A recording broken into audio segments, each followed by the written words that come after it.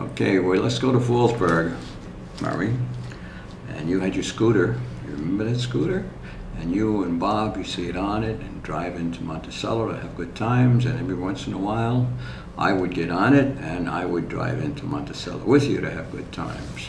Those were the days I worked in the pharmacy and you worked in the hotel in South Fallsburg. Now we go a little fast forward to your secret marriage with Rhoda. And I think not everybody knew about it. I think very few of us knew about it. And I think you told me about it when we were getting on a subway, Korea, to join my ship there. And I meet you in Los Angeles.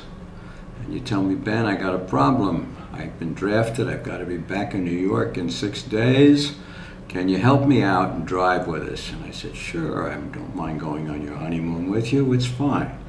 And so this was my first honeymoon. We stopped in Grand Canyon. We went down to the bottom of Grand Canyon, and we had a great time. And then I hopped an airplane after you got back. We got back to New York, and I flew back to land-based in long trip, Norfolk, Virginia.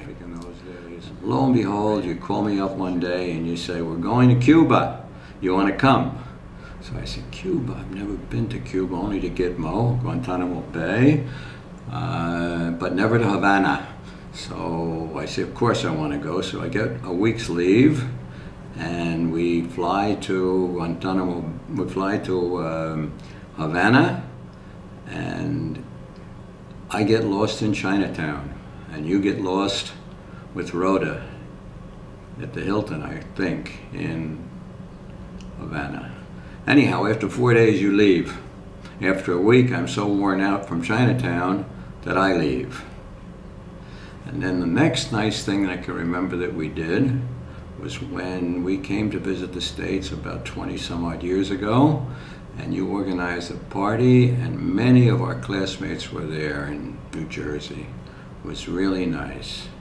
At any rate, now you're 80 years old, and I'm wishing you a very happy 80, and as we say in Israel, Ad Mea V'Shrim.